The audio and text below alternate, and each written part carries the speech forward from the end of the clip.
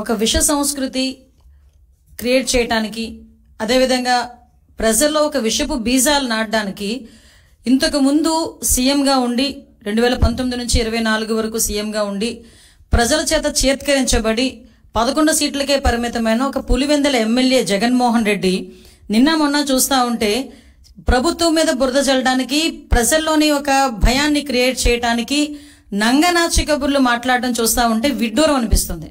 ఎందుకంటే సుమారుగా 2019 నుంచి 24 వరకు కూడా అతను సీఎం అయిన తర్వాత నుంచి కూడా అంబేద్కర్ రాజ్యాంగాన్ని పక్కన పెట్టి రాజారెడ్డి రాజ్యాంగాన్ని ఇంప్లిమెంట్ చేయడానికి పోలీసులు సైతం తన చెప్పు చేతుల్లో ఉంచుకొని ప్రజలందరినీ భయభ్రాంతులు చేసి, ప్రజల మీద హత్యలు చేసి, ప్రజల్లోని ఒక భయానకమైన వాతావరణాన్ని క్రియేట్ చేసి, ఇతగాడు కనుక ముఖ్యమంత్రిగా ఉంటే మేము ఎవరూ కూడా బతకలేము అన్న ప్రజల్లోని ఒక అభిప్రాయం ఏర్పడిందంటే అతను రాజారెడ్డి రాజ్యాంగాన్ని ఎంత క్లియర్ గా ఇంప్లిమెంట్ చేస్తాడో మనందరికీ అర్థమవుతుంది. దాని యొక్క పర్యవసానమే చంద్రబాబు నాయుడు గారు లాంటి వాళ్ళు, పవన్ కళ్యాణ్ గారు లాంటి వాళ్ళు, మోడీ గారు లాంటి వాళ్ళు ఈ రాష్ట్రానికి అవసరము, ఈ రాష్ట్ర అభివృద్ధికి అవసరం అన్న ఒకే ఒక ఉద్దేశంతో 164 సీట్లు ఎన్డీఏకి ఇచ్చి ప్రజలు ఈ రోజు గెలిపించి సీఎం స్థాయిలో మన చంద్రబాబు నాయుడు గారిని, డిప్యూటీ సీఎం స్థాయిలో పవన్ కళ్యాణ్ గారిని కూర్చోబెడితే అది చూసి ఓర్వలేక ఏ రకంగానైనా గవర్నమెంట్ మీద బురద చల్లుదాము, గవర్నమెంట్ ని ఇరకాటంలో పెడదాము అని చెప్పి శవ రాజకీయాలన్నవి స్టార్ట్ చేసిన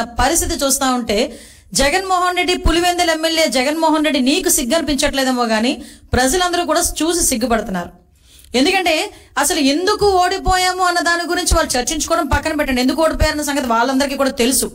కానీ ఈ రోజు ఎక్కడో ఒక మాచర్లలోని వర్గ విభేదాల వల్ల జరిగిన ఒక హత్యను తీసుకొచ్చి దాన్ని వేదికగా మార్చుకొని ఏదో రకంగా తిరిగి తీసుకొచ్చి నంగనాచి కబుర్లు మాట్లాడాలి, ప్రజల్లోని మళ్ళీ ఒక భయాన్ని క్రియేట్ చేయాలి అని చెప్పి బురద జల్లే కార్యక్రమానికి శ్రీకారం చుట్టడానికి అని చెప్పి ఒక డైవర్షన్ పాలిటిక్స్ చేయడానికి ఈ రోజు మళ్ళా జగన్మోహన్ రెడ్డి ముందుకొచ్చి మొన్న ప్రెస్ మీట్ లో మాట్లాడాడు.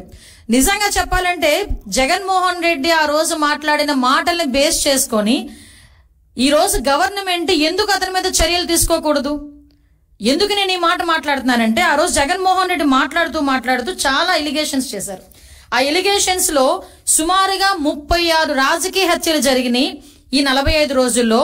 దగ్గర 300కు పైగా హత్యాయత్నాలు, 35 ఆత్మహత్యలు అని చెప్పి ఏదో 560 చోట్ల ప్రైవేట్ ఆస్తులను ధ్వంసం చేశారని రకరకాలైన ఎలిగేషన్స్ అన్నమాట.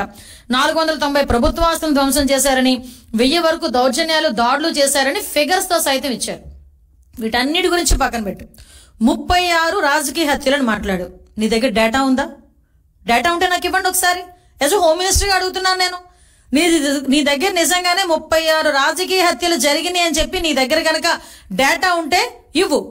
డేటా లేకపోతే ఎందుకు అలా చేసావు? నీ మీద ఎందుకు చర్య తీసుకోకూడదు పులివెందుల ఎమ్మెల్యే జగన్మోహన్ రెడ్డి నీ మీద? ఎస్, ఒకసారి చెప్పాలి. 36 రాజకీయ హత్యలు కాదు, అసలు యాక్చువల్ గా రాజకీయ హత్యలు అని చెప్పి ఇతను మాట్లాడుతుంటే రాజకీయ హత్యలు జరిగినవి 4. మీకు ఇంకో విషయం చెప్పనా? నేను ఇది ప్రజలకు చెప్తున్నా, జగన్మోహన్ రెడ్డికి చెప్పాల్సిన అవసరం లేదు. ఎందుకంటే జగన్మోహన్ రెడ్డికి విషయం తెలుసు.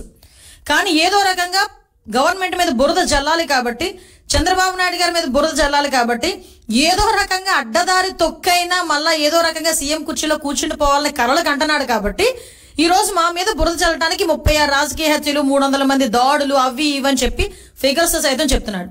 ఈ రోజు 45 రోజుల్లోనే ఇవి నువ్వు చెప్పినవన్నీ ఏవి జరగలేదు, నువ్వు చెప్పినవి జరగలేదు అని చెప్పి నేను చెప్తా. జరిగినవి ప్రూవ్ ఏమైనా ఉందా? యాజ్ ఎ హోమ్ మినిస్టర్ నేను మాట్లాడుతున్నా. నువ్వు చెప్పినవన్నీ కూడా అబద్ధపు లెక్కలు.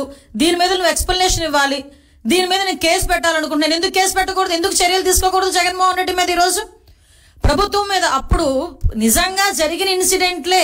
రంగనాయకమ్మ గారు జరిగిన ఇన్సిడెంట్ అమరావతి గురించి ఒక చిన్న పోస్ట్ పెట్టారని సిఐడి వాళ్ళని పంపించి ఆవిడ వయసును కూడా పక్కన పెట్టి వాళ్ళ చేత విచారణ జరిపించి సిఐడి ఆఫీసులో కూర్చోబెట్టి విచారణ చేపట్టావు. ఇలాంటి సంఘటనలు గౌతు శిరీష గారు ఒక చిన్న పోస్ట్ గవర్నమెంట్ కి వ్యతిరేకంగా పెట్టారని సిఐడి నోటీస్ ఇచ్చి ఆవిడ సిఐడి ఆఫీసులో కూర్చోబెట్టావు. విజయ్ చింతక